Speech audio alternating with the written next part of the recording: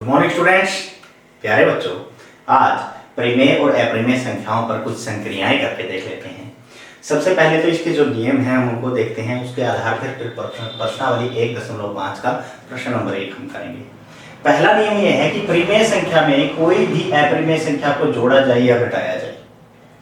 परिमेय संख्या में अपरिमेय संख्या को जोड़ा या घटाया जाए तो परिणाम हमेशा अपरिमेय संख्या ही होगा। ठीक है। दूसरा, अपरिमेय संख्या को किसी परिमेय संख्या से गुणा या भाग किया जाए शून्य को छोड़कर, क्योंकि शून्य को से यदि किसी भी संख्या को गुणा करेंगे तो शून्य आएगा, वो परिमेय संख्या है, और भाग देंगे तो वो अनंत होगा, जिसका में अपरिभाषित भी हम उसको बोलते हैं। तो हम शून्य को छोड़कर अपरिमेय संख्या को परिमेय संख्या से गुणा या भाग करें तो हमारे पास परिणाम अपरिमेय संख्या होगा। और अगला जो तीसरा नियम है, अपरिमेय और अपरिमेय संख्याओं को जोड़े, घटाएं, गुणा करें या भाग करें तो परिणाम हमारे पास परिमेय भी आ सकता है और अपरिमेय भी आ सकता है।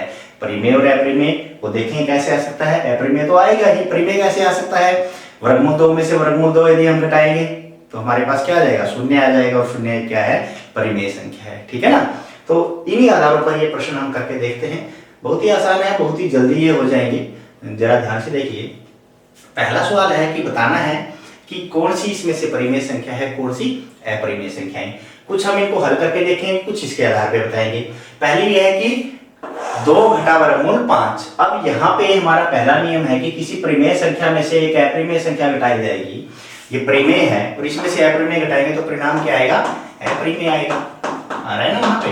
त्रिकोणीय संख्या भी अपरिमेय संख्या हो गई। अब हम दूसरे को देख लेते हैं। यदि इसको हल करें, ब्रैकेट को खोल लें, 3 जमा वर्गमूल 23 घटा वर्गमूल 23, जोड़ का वर्गमूल 23 और घटा का वर्गमूल 23। ये क्या हो गया, वर्गमूल 23 में से वर्गमूल 23 घटाएंगे तो क्या आ गया, शून्य, और 3 जमा शून्य हमारे पास क्या आ गया, 3, और 3 क्या है, परिमेय संख्या है।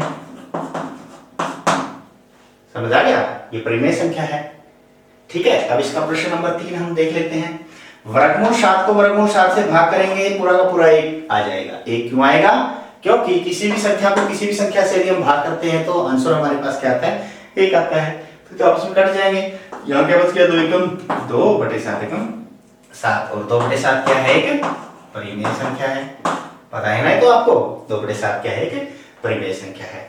अब 1/वर्गमूल 2, 1/वर्गमूल 2 का मतलब ये हो गया कि 1 क्या है, परिमेय संख्या है, और वर्गमूल 2 अपरिमेय संख्या। परिमेय संख्या को यदि अपरिमेय संख्या से भाग देते हैं तो भी हमारे पास उत्तर क्या आता है, एक अपरिमेय संख्या ही आता है। ठीक है ना। तो ये भी क्या है, अपरिमेय संख्या है। 2 पाई, 2 गुणा पाई, और पाई हमारे पास क्या है, अपरिमेय संख्या है।